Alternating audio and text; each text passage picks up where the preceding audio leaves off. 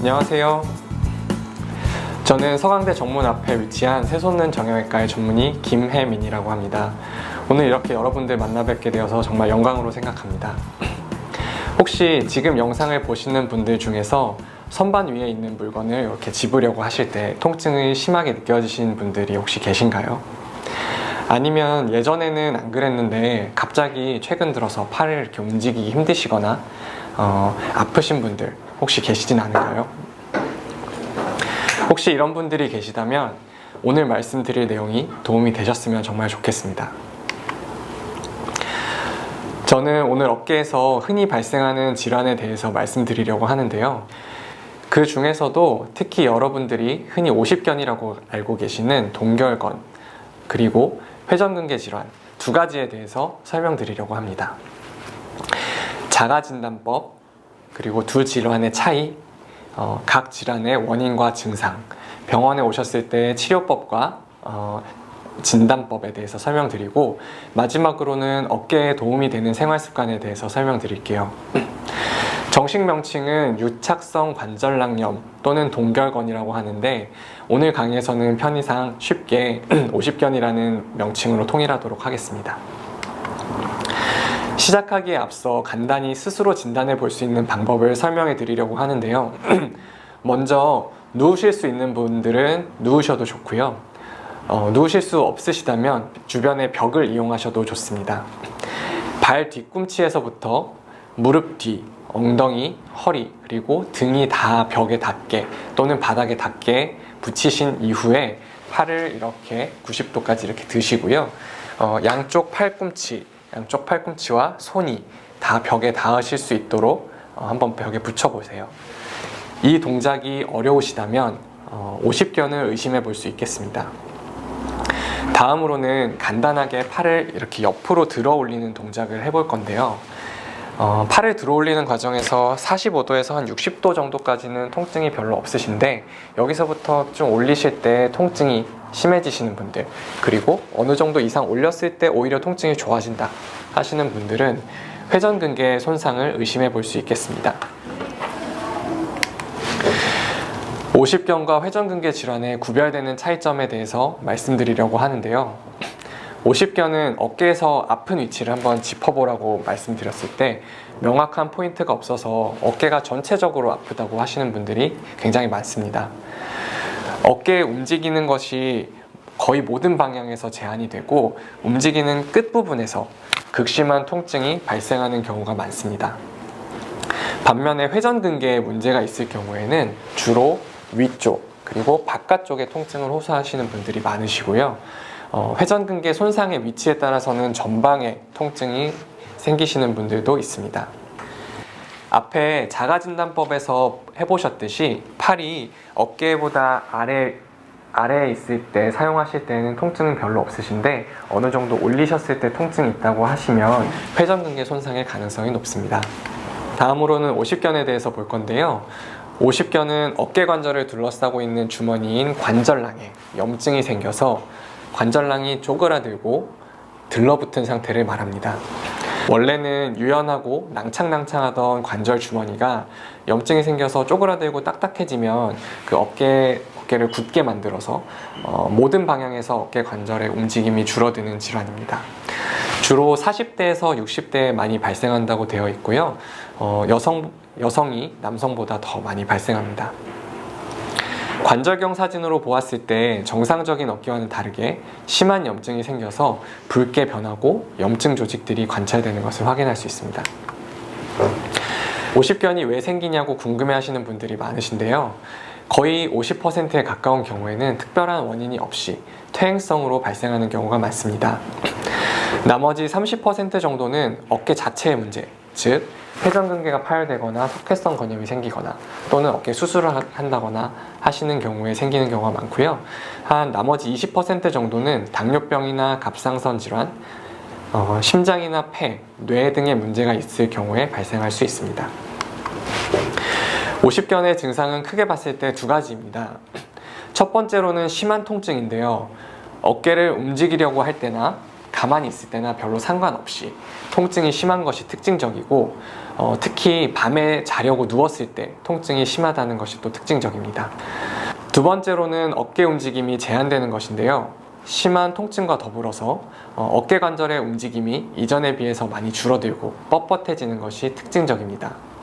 앞서 자가 진단할 때 했던 동작은 팔의 외회전이 가능한지 이것들을 보는 것인데요. 50견에서는 특히 팔을 안에서 바깥으로 돌리는 동작이 가장 어려운 경우가 많습니다. 세수를 하거나 머리를 감을 때 팔을 들어 올리기가 힘들다고 하시는 분들이 많고요. 옷을 입고 벗을 때 팔을 움직이시는 것이 불편하신 경우가 많습니다. 다음으로 어깨에 흔히 발생하는 또 다른 질환인 회전근개 질환에 대해서 알아보도록 하겠습니다. 어깨는 사실 구조적으로 굉장히 불안정한 관절인데요. 이 윗팔뼈가 등 뒤에 있는 견갑골을 통해서 몸통에 연결이 됩니다. 보통 이 구조를 골프티 위에 골프공이 이렇게 얹어져 있는 모습으로 묘사를 하기도 하는데요. 이렇게 불안정한 어깨 관절을 안정화시켜주는 구조가 바로 회전근개입니다. 제가 그림에 이렇게 빨간색으로 표시를 해두었는데요. 회전근개는 어깨 관절을 안정화시켜줄 뿐만 아니라 어깨 회전 운동을 도와주는 역할을 하는데, 정상적인 회전근개는 원래 제일 왼쪽에 있는 사진처럼 이렇게 매끄럽게 윗팔뼈를 감싸고 있는데요. 회전근개에 충돌이 일어나거나 퇴행성 변화로 염증이 생기는 경우에는 양말에 보풀이 생기듯이 조금씩 닳게 되고요. 손상이 점점 더 진행이 돼서 파열까지 생긴 경우에는 양말에 구멍이 뚫린 것처럼 회전근개에도 구멍이 뚫리면서 안쪽에 있는 윗팔의 뼈가 노출되게 됩니다. 회전근개 질환은 퇴행성 변화에 의해서 생기는 경우가 대부분입니다.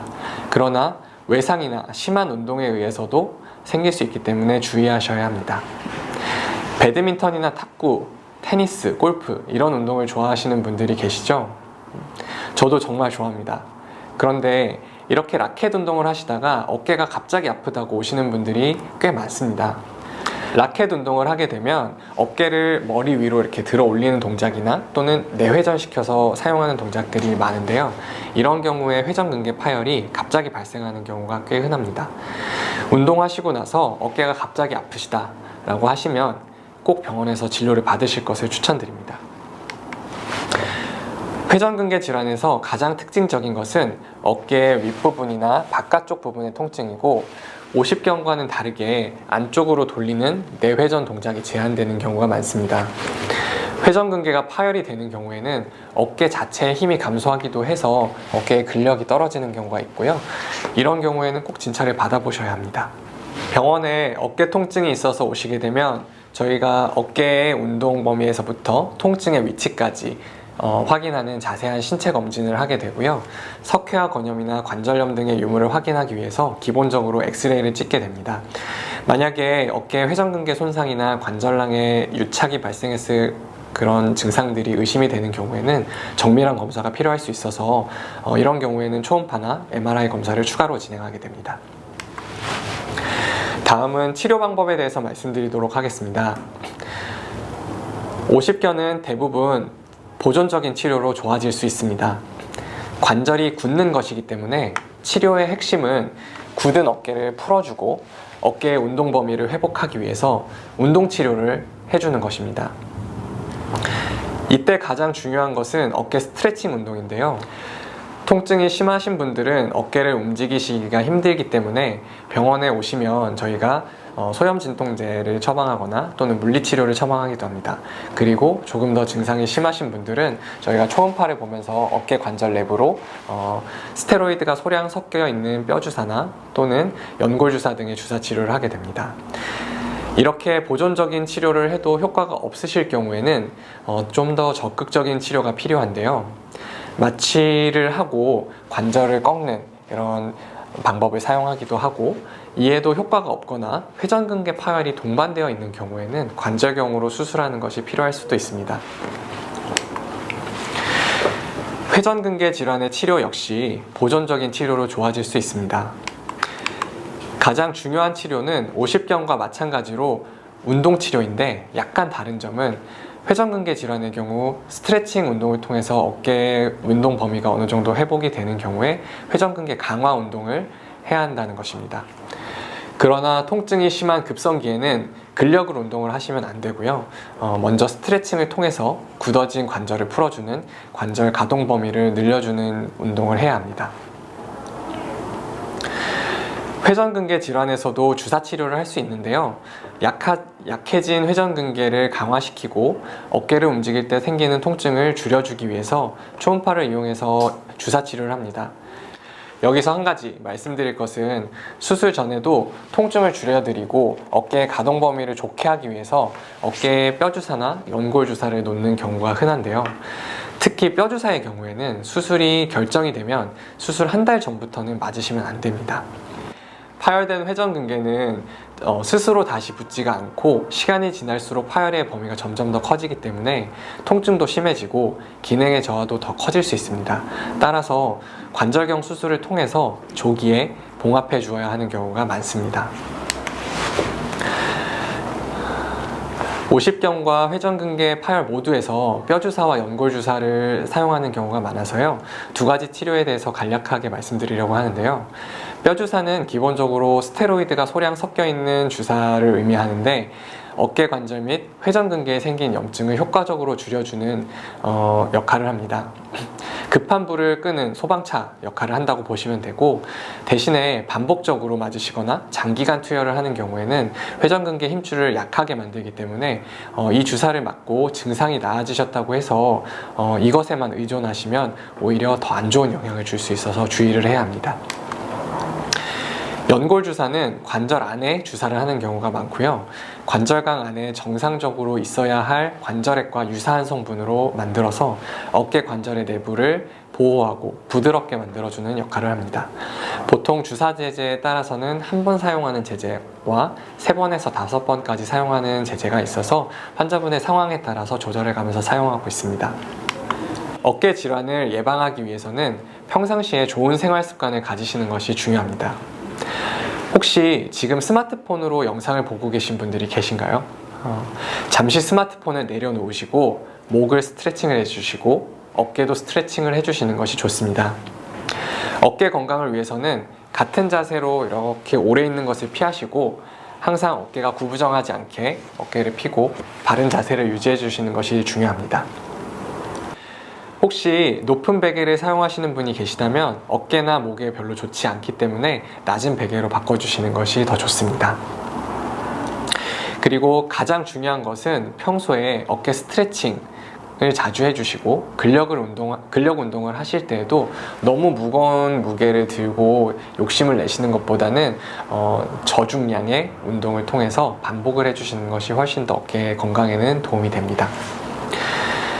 평상시와 다른 어깨 통증이 생기셨다면 가볍게 넘기지 마시고 꼭 병원에 방문하셔서 정확하게 진단을 받으시고 그에 따른 치료를 받으시는 것을 꼭 추천드립니다. 오늘 강의는 이것으로 마치도록 하겠습니다. 경청해 주셔서 감사합니다.